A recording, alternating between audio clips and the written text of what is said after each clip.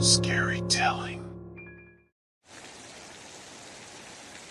I'm a taxi driver, and I'm not one to talk much. Most of the time, when I pick up a customer, all they get out of me is a simple "where to?" But this one time, I had a passenger who was far too intriguing for me to stay quiet. She got into my cab wearing an oversized hood that engulfed her face. From under the darkness, I heard a sweet and tender voice say, "Follow that red car." It wasn't the first time I heard those words, but usually it involved some sort of drunken dispute between a boyfriend and a girlfriend. So, I asked her, "Sue, who are we chasing this evening?" Silence. Husband? Boyfriend? I tried again. Silence. Girlfriend? I remembered a woman jumping into the red car just before. "I'm not chasing anyone, just follow it, please," she said. I felt slightly uneasy, but my worry for her safety overpowered my apprehension. "The person we're following, did they hit you?" I asked. "Yes," she said with a huff. She did. I couldn't help but feel alarmed by her response. "Why? Why did she hit me?" She repeated my question. I nodded. Silence. "I'm sorry. I don't normally get involved with my customers' business, but I have to know that my passenger will be safe, you know?" I said, trying to reassure her that I was on her side. She finally spoke. "Yeah." I could tell that she was lost in her thoughts, but when she removed her hood, my heart broke. She had a dark purple circle around her right eye, and a tiny cut above her eyebrow indicated that it had only just happened. "Geez, lady. Are you okay?" I asked. "I'm fine," she said. She looked kind of sad, and there was a hint of anger in her eyes. "Do you want me to take you to the hospital? Or the police, maybe?" I suggested. "No. Just follow that car," she said, her voice flat and calm. I did as she asked, and we drove for a while until the red car slowed and parked up ahead. I thought I'd do her a favor and pull over early so the other woman didn't see us. She thanked me, paid me, and went on her way. I contemplated calling the cops, but she was my last customer of the night, so I headed straight home. I'll be honest, a few minutes down the road, I'd completely forgotten about her. It wasn't until the next day, when I turned on my kitchen radio as usual to listen to the news, that I remembered her again. Again, Rachel Jane Jones, local famous actress, died tragically last night from stab wounds after being followed home by an avid female fan who, the police have said, had been stalking Miss Jones for some time. It is reported that after hitting the assailant with her bag, Miss Jones was then followed home by the stalker via a taxi and was then stabbed 6 times in the chest. We'll have more on that later. In other news, I couldn't believe what I was hearing. Had I unknowingly helped the stalker in her pursuit of the actress? My stomach churned with guilt and unease. I couldn't shake the feeling that I had missed something important, and I knew that I had to find out what it was. I couldn't stop thinking about the woman with the dark purple circle and the possibility that I had inadvertently played a role in the actress's tragic death. I decided to do some investigating on my own and try to find out more about her. I started by going back to the spot where I had dropped her off, hoping to find some clues. Unfortunately, there was nothing there that could shed light on the situation. So, I turned to social media to try to find her. It wasn't difficult. She had a few accounts, and I was able to get her full name and some photos. As I scrolled through her profiles, I discovered that she had been a huge fan of the actress and had been posting about her obsessively for months. There were pictures of the actress all over her pages, along with comments about how much she loved her and how she couldn't wait to meet her someday.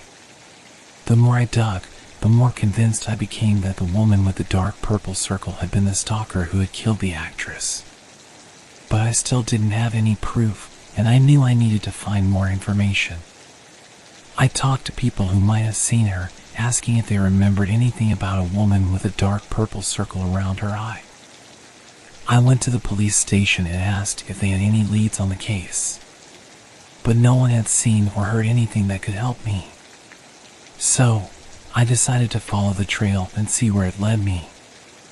I spent hours driving around town, retracing the steps that the woman with the dark purple circle might have taken on the night of the murder. I went to the bars and restaurants where the actress had been seen, asking if anyone had noticed anything strange or out of place. Eventually, my investigation led me to an old abandoned warehouse on the outskirts of town. It was a creepy place, with broken windows and a rusty door that creaked ominously in the wind. I knew I had to be careful, but I couldn't shake the feeling that I was getting closer to the truth. As I walked through the warehouse, my heart racing with fear and anticipation, I saw evidence of the woman's obsession all around me. There were pictures of the actress taped to the walls, newspaper clippings about her career, and even a lock of her hair in a small glass jar. I felt sick to my stomach as I realized just how deep the woman's obsession had run. But I also knew that I had to keep searching to find out if there was anything else that could help me solve the case. As I continued to explore the warehouse, I heard a sound that made my blood run cold. It was the sound of someone walking towards me in the darkness. I turned to run, but it was too late. The stalker had caught me. The stalker had caught me, and I was frozen in fear. I didn't know what to do or what she would do to me. But instead of attacking me, she just stood there, staring at me with those sad, angry eyes. "You shouldn't be here," she said, her voice flat and cold. I was just looking for some answers," I stammered. "Answers?" she repeated, her eyes narrowing. "What kind of answers?" I think you might have been involved in the actress's death," I said, hoping that she would tell me the truth. Her face twisted into a mask of rage. "How dare you accuse me of something like that?" she spat. "I'm not accusing you. I just want to know the truth," I said, trying to calm her down. She didn't seem to hear me. Instead, she began to pace back and forth, muttering to herself in a low voice. I couldn't make out what she was saying, but I could tell that she was deeply disturbed. I tried to back away, but she caught me by the arm. "You need to leave, now," she said, her grip tight and painful. I struggled to get free, but she was too strong. And then, suddenly, she let go, as if she had just realized something. "Wait," she said, her voice softer now. "Maybe you can help me." "What do you mean?" I asked, wary of her sudden change in demeanor. "I need to find something that will help me prove that I didn't kill her," she said, her eyes pleading with me to believe her. "What do you need me to do?" I asked, feeling a sense of obligation to help her, even though I knew it was risky. She led me to a corner of the warehouse, where there was a pile of old boxes and crates. She began to dig through them, throwing things aside in her search for something specific. "What are you looking for?" I asked, trying to keep her focused. "A letter," she said, her voice shaking. "She wrote me a letter, and I need to find it." "What did the letter say?" I asked, hoping to get more information. "It doesn't matter," she said, her eyes darting back and forth as she searched. "I just need to find it." We searched for what seemed like hours, but we didn't find anything. And then, suddenly, she stopped. "I remember now," she said, her voice trembling. "I left it at her house." "Her house?" I repeated, feeling a sense of dread. "Yes," she said, her eyes wild with desperation. "I went there that night, and I left the letter there. I have to go back and get it." "I don't know if that's a good idea," I said, trying to be rational. "I don't care," she said, grabbing me by the arm again. You have to take me there. And so, we got into my taxi, and I drove her to the actress's house. I waited outside as she went in, feeling like I was in the middle of a dangerous situation. I didn't know what was going to happen, but I knew that it wasn't going to end well. As I waited outside the actress's house, my mind was racing with thoughts of what could be happening inside. What if the stalker found the letter and it incriminated her? What if the actress's friends or family were inside and they caught her? I tried to calm myself down, but it was no use. The tension was palpable, and I knew that something was about to happen. And then, suddenly, the front door burst open, and the stalker came running out. "Drive, drive," she shouted, her eyes wild with fear. I hit the gas pedal and sped off, my heart racing with adrenaline. I could see that she was clutching a small piece of paper in her hand, and I couldn't help but wonder if it was the letter she had been searching for. As we drove, I could hear her muttering to herself, repeating the same phrase over and over again. "I didn't do it, I didn't do it," she said, her voice low and urgent. I didn't know what to say, so I just kept driving, trying to get her as far away from the actress's house as possible. But it was too late. We had barely gone a few blocks when we saw the flashing lights of a police car in the distance. "They're after me," she said, her voice trembling. "You have to help me." "What do you want me to do?" I asked, feeling helpless. "Take me somewhere safe," she said, her eyes pleading with me. "Somewhere they can't find me." I knew that it was risky, but I didn't have the heart to leave her out there on her own. So, I drove her to an old motel on the outskirts of town, where I knew she would be safe. I helped her get a room, and then I left her there, feeling like I had done the right thing. But as I drove away, I couldn't shake the feeling that I had made a mistake. I knew that I had put myself in danger by getting involved, and I knew that the stalker was still out there, somewhere, waiting to strike again. The next day, I woke up to the news that the stalker had been caught. She had been found hiding in a motel on the outskirts of town, just a few miles from where I had left her.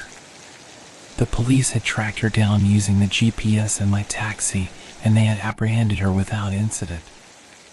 I felt a sense of relief that she had been caught, but I also felt a sense of guilt. If I hadn't gotten involved, would the actress still be alive? Would the stalker have been caught sooner? As the days passed, I couldn't stop thinking about the woman with the dark purple circle and the tragic events that had led her to become a stalker. I knew that I would never forget her, and that her story would haunt me for the rest of my life. As the weeks passed, the news of the actress's death slowly faded from the headlines, and life in the city returned to normal. But for me, the memories of that fateful night continued to haunt me. I couldn't stop thinking about the stalker and the events that had led her to become so obsessed with the actress. I knew that there were no easy answers, but I couldn't help but wonder if there was something more that could have been done to prevent her from becoming a murderer. One day, I received a phone call from the stalker's lawyer. He wanted to meet with me to discuss the events of that night and to see if I had any information that could help his client's case. I agreed to meet with him, feeling like it was the right thing to do. We met at a cafe in the city center, and he began to ask me questions about the stalker's behavior and her movements on the night of the murder. I told him everything that I knew, hoping that it would help his client's case. But as I spoke, I couldn't shake the feeling that I was somehow responsible for the events that had transpired. After we finished talking, the lawyer thanked me for my time and left. I sat there for a few minutes, lost in thought, and then I realized something. I needed closure. I needed to confront the stalker, to try to understand her motivations and to find some sense of peace. So, I went to visit her in prison. It was a surreal experience, walking through those cold, sterile hallways and seeing the guards with their guns and their batons. But I knew that I had to do it, for my own sake. When I finally arrived at the stalker's cell, I was surprised by what I saw. She was no longer the wild-eyed, desperate woman that I had met in the warehouse. Instead, she seemed calm and composed, almost at peace. "I'm sorry," she said, her voice low and sad. "I didn't mean for things to turn out this way." "I know," I said, feeling a sense of empathy for her. We talked for hours about her obsession with the actress, about her feelings of loneliness and isolation, and about the events that had led her to commit murder. And as we talked, I began to understand her motivations in a way that I never thought was possible. In the end, I knew that there was no easy answer to the events that had transpired. But I also knew that I had done everything that I could to help the stalker find closure and to help myself find peace. As I walked out of the prison that day, I felt like a weight had been lifted from my shoulders. I knew that I would never forget the events that had transpired, but I also knew that I had done everything that I could to try to make things right. And as I looked up at the clear blue sky above me, I knew that life would go on, that people would continue to love and to hate, and that the world would continue to turn. But I also knew that I would always remember the woman with the dark purple circle and the tragic events that had led her to become a stalker.